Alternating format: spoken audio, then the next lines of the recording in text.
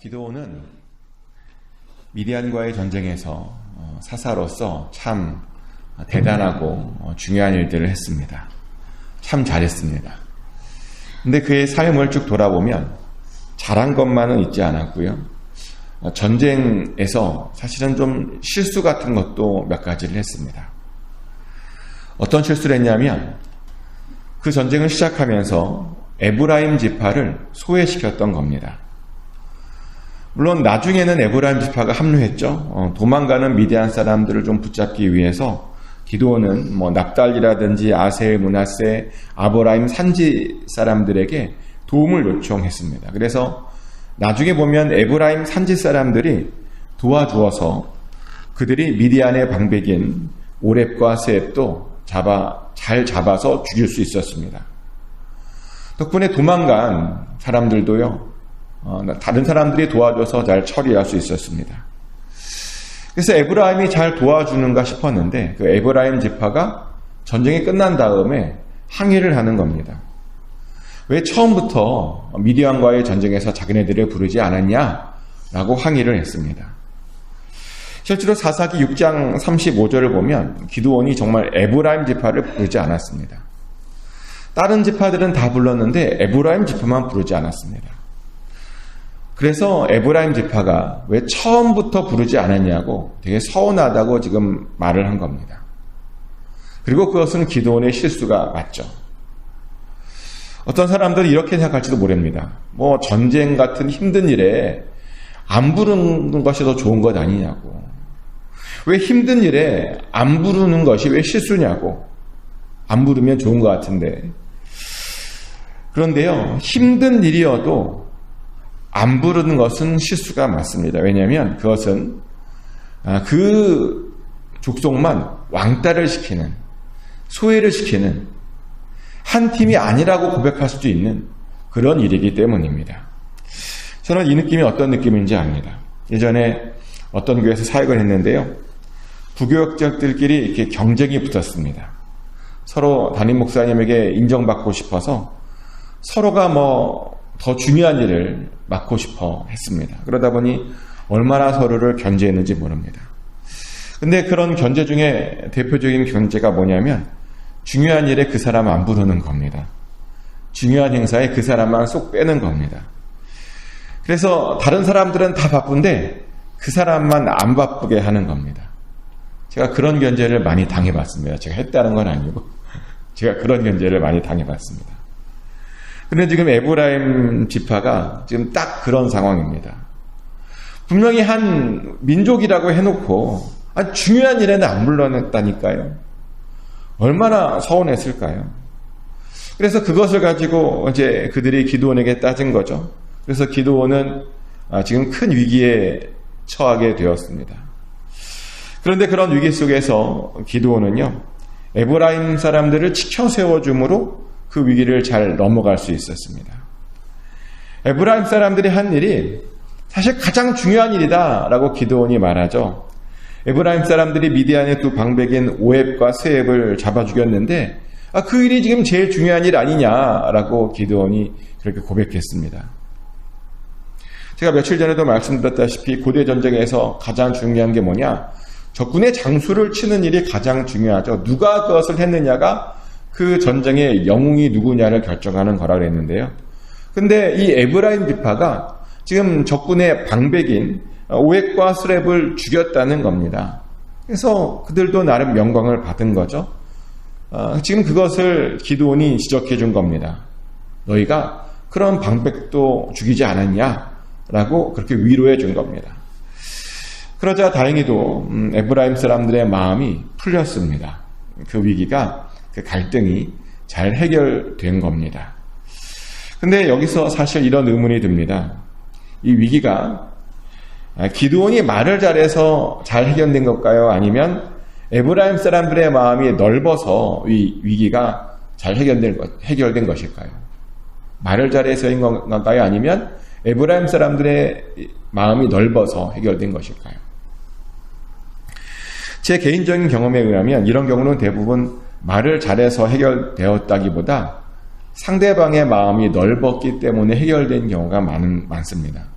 기드온이 그러니까 말을 잘해서가 아니라 에브라임 사람들이 기드온을 이해해 주었기 때문에 해결된 것이라는 겁니다. 근데 어떤 사람들은 이 본문을 반대로 이야기합니다. 기드온이 참 지혜롭게 말을 잘했다. 그래서 해결된 거다라고 말을 하는데요. 아니요. 에브라임 사람들이 잘 참아준 겁니다. 왜냐하면 상처를 받았던 사람들이 마음이 풀어야 풀리는 거지, 상처 준 사람이 뭘 잘해서 풀린다? 별로 그렇지 않습니다. 상처 받은 사람들이 용서해주고 우리를 풀어줘야 그게 풀리는 겁니다. 그리고 사실 미디안의 방비였던 오렙과 스웹을 그들이 죽였다고 하는데 그들은 사실 별 대단한 사람이 아닙니다. 사실 기드온이 앞으로 죽이게 될 그 미디안의 왕인 세바와 살문나가 더 중요한 사람입니다. 방백과 왕이 어떻게 비교가 되겠습니까? 세바와 살문나가 죽어야 이 전쟁이 끝나는 겁니다. 그 사람이 사실은 가장 중요한 타깃이었습니다. 근데 세바와 살문나가 아직 살아 있었죠. 그래서 사실 정확하게는 에브라임 사람들이 한 일이 그렇게 큰 일이 아니라는 겁니다. 하지만 에브라임 사람들이요, 기드온을 이해해 주기로 작정한 겁니다. 하나님께서 그를 통해 하실 일들을 기대하고 그를 참아준 겁니다. 그리고 그 덕분에 기드온이 그 위기를 잘 극복하고 그 나머지 일들을 잘 할 수 있었던 겁니다. 자, 그럼 여기서 또 하나 질문을 드리면요. 제가 방금 에브라임 사람들이 기드온의 그 부족함을 잘 품어주어서 위기가 극복되었다고 했는데, 그럼 그것을 기드온은 어떻게 생각했을까요? 자기가 잘해서 그 위기를 잘 극복했다고 했을까요? 아니면 에브라임 사람들이 자기를 용서해 주어서 그것이 잘 해결되었다고 생각했을까요? 기드온은 어떻게 생각했을까요? 다행인 것은 기드온은요, 자기의 능력 때문에 그것이 해결된 것이 아니라 에브라임 사람들이 자기를 잘 이해해 주어서 해결되었다라고 생각했습니다. 우리가 그것을 어떻게 알 수 있냐면 8장 23절에서 기드온이 이런 말을 하죠. 사사기 8장 23절 말씀입니다. 기드온이 그들에게 이르되 내가 너희를 다스리지 아니하겠고 나의 아들도 너희를 다스리지 아니할 것이요 여호와께서 너희를 다스리시리라 하니라. 아멘. 이게 어떤 상황이냐면요, 이제 기드온이 모든 전쟁을 마치고 승리하고 돌아왔더니 사람들이 이제 기드온의 가문을 그들의 왕으로 세우려고 하는 그런 장면입니다. 그래서 기드온도 왕이 되고 그 자녀들도 왕이 되었으면 좋겠다라고 사람들이 요청한 겁니다. 그런데 그런 요청에 기드온이 거절을 해요. 우리 같으면 그 정도 일을 하고 또 그 정도로 사람들에게 인정받았으면 그래 내가 왕 좀 하지 이렇게 생각이 될 텐데, 기드온은 나는 왕이 되지 않겠다라고 말합니다. 그의 집안은 절대로 왕이 되지 않겠다라고 말합니다. 그러면서 하나님만이 우리의 왕이다라고 선포합니다. 근데 그렇게 고백할 수 있었던 이유가 뭐냐? 기드온은요, 자기의 연약함을 잘 알고 있었기 때문입니다. 자기의 부족함을 잘 알았고요, 다른 사람들이 자기를 이해해주고 용납해주고 용서해 주어서 거기까지 왔던 것을 잘 알았다는 겁니다. 얼마나 대단한 겁니까? 자기의 연약함을 알고 다른 사람들이 이해해 주어서 자기가 여기까지 왔다라고 하는 그 사실을 안다라고 하는 것, 얼마나 대단한 일입니까? 그래서 정말 기드온이 잘했습니다. 자기의 분수를 알고 자기의 상황을 알고 하나님의 도우심과 하나님의 은혜를 잘 알았다는 겁니다. 정말 참 잘한 겁니다. 근데 문제는 여기까지만 잘했습니다. 안타까운 부분인데요, 여기까지만 잘했습니다. 기드온은 또 바로 연이어서 아주 큰 실수를 하죠. 모든 전쟁이 끝나고 기드온은요, 전리품으로 금 귀고리를 모았습니다. 그리고 그 금 귀고리로 에봇을 만들었다라고 말을 합니다. 근데 에봇이 뭔지 아십니까? 에봇은요, 점치는 도구입니다. 점치는 도구. 한마디로 우상이라는 겁니다. 하나님께서 절대로 만들지 말라고 했던 그 우상 같은 것이 바로 에봇입니다. 그런데 기드온이요, 그 전쟁의 전리품들을 모아다가 에봇을 만든 거죠. 그리고 그것이 아주 좋다며 자기가 거주하는 오브라에 두었습니다. 그리고 그것을 보고 사람들이 그것을 음란하게 섬겼다라고 성경은 이야기합니다. 하나님의 섭리가요, 아주 이상하게 지금 취급당한 겁니다. 사사기 8장 27절 말씀이죠. 기드온이 그 금으로 에봇 하나를 만들어 자기의 성읍 오브라에 두었더니 온 이스라엘이 그것을 음란하게 위함으로 그것이 기드온과 그의 집에 올무가 되니라. 아멘. 기드온이 그 에봇을 만들어서 자기 집에 두었더니 이스라엘이 그것을 음란하게 위했다라고 성경은 이야기합니다. 그래서 그것이 기드온과 그의 집에 올무가 되었다라고 이야기합니다. 참 안타깝죠? 좋은 일이었는데 그 좋은 일을 순식간에 나쁜 일로 만들어버린 겁니다. 실컷 좋은 일 해놓고 맨 마지막에는 하나님께 영광을 돌리지 못했던 겁니다. 기드온의 마지막은 이랬습니다. 우리는 이 이야기를 통해서 세 가지 교훈을 얻을 수 있습니다. 첫 번째는요, 완벽한 사람은 아무도 없다는 겁니다. 기드온도 그랬습니다. 완벽한 줄 알았는데요, 그렇지 않더라고요. 근데 기드온만 그런 것이 아니라 우리도 그럽니다. 우리도 보면 다들 이렇게 완벽해 보이시는데 아니요. 하나님의 눈 아래에는 완벽한 사람이 없습니다. 저도 마찬가지입니다. 저도 많은 실수를 합니다. 저도 언제나 부족함을 느낍니다. 근데 어떤 사람들을 보면 굉장히 교만하여져서 자기는 완벽한 줄 압니다. 왜 그렇게 너가 그렇게 생각하냐 물어봤더니 하나님께서 자기를 사용해 주신대요. 그러니까 자기가 대단하고 완벽한 것 아니냐고. 근데 아니죠. 하나님께서 나를 사용해 주신다고, 하나님께서 나랑 친하게 지내주신다고 그것이 나의 완벽함과 그것이 나의 대단함을 보여주는 것은 아닙니다. 실제로 하나님과 그렇게 친했던 모세가 완벽했습니까? 아니요. 모세도 완벽하지 않았습니다. 하나님의 마음에 합하다고 하는 그 다윗이 완벽했던가요?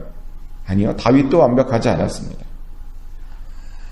아무리 하나님께 쓰임받아도 완벽하지 않을 수 있다는 겁니다. 근데 그것도 모르고 어떤 사람들은요, 하나님께서 나를 사용하시다 보니 내가 완벽한 것 아니냐라고 말을 합니다. 아닙니다. 우리는 절대로 그런 생각을 감히 해서는 안 되는 겁니다. 완벽한 사람은 없습니다. 우리는 늘 겸손해야 되고 늘 낮춰야 되고 하나님 앞에 늘 무릎을 꿇으며 살아야 되는 겁니다. 혹시라도 교만해져 있다면 다시 한번 낮아지심으로 겸손하시길 축복합니다. 또 두 번째로 이 이야기를 통해서 얻을 수 있는 교훈은 사람들이 품어주어야 내 약점이 가려진다는 겁니다. 내 약점은 사람들이 품어주고 이해해 주어야 가려지는 겁니다. 많은 사람들이요, 자기가 잘나서 자기의 약점이 가려지고 자기가 잘나서 어려움이 극복된 줄 압니다. 자기가 잘났기 때문에 사람들이 이해해 주는 거고 자기가 잘났기 때문에 자기의 약점들이 잘 가려진 줄 압니다. 근데 아닙니다. 어떤 사람들이 품어주고 이해해주고 용서해 주어서 나의 약점이 가려진 것입니다. 그래서 우리는요, 서로 품어주고 서로 가려주고 서로 이해해 줘야 됩니다.